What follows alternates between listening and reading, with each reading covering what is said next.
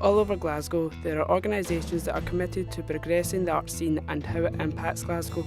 We're going to look at 3 of them, starting with Claire at the Youth Arts Hub. My name is Claire O'Hara and I'm the producer for Glasgow Youth Arts Hub.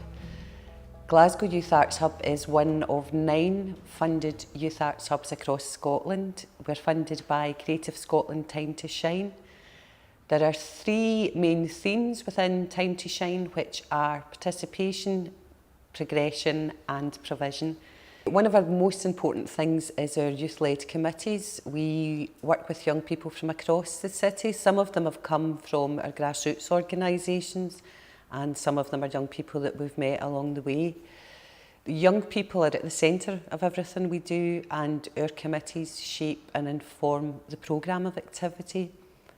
We're also doing networking events and that's bringing together different organisations that are working in the creative industries, in particular with young people, and we're bringing them together to see if we can have a more collaborative way of approaching the work. We have the Youth Arts Festival, which is massive. It takes place from March the 30th to the 19th of April, and it's a series of performances and workshops, all free for young people from the ages of 8 to 25. And then we culminate in a massive event at Glasgow Green on Sunday the 19th of April, which opens it up a bit. It opens up actually to preschool children as well.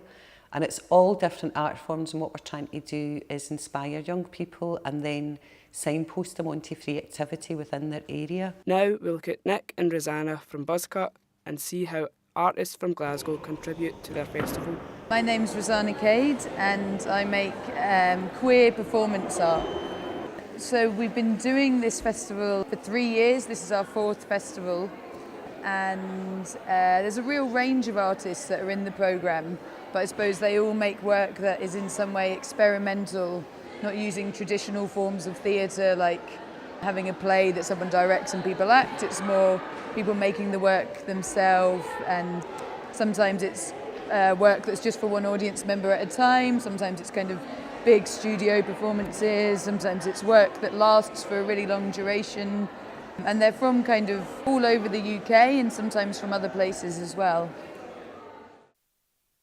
Let's now see how GMAC has helped the film production side of the art scene adapt and change over the years.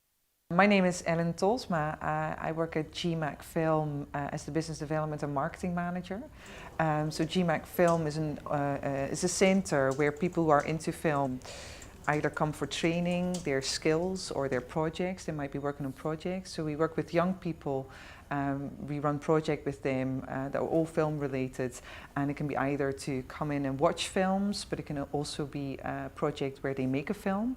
And then we also work with independent filmmakers, so people who have chosen to make a career in film, either working on their own independent projects or working with a broadcaster or a production company in Glasgow.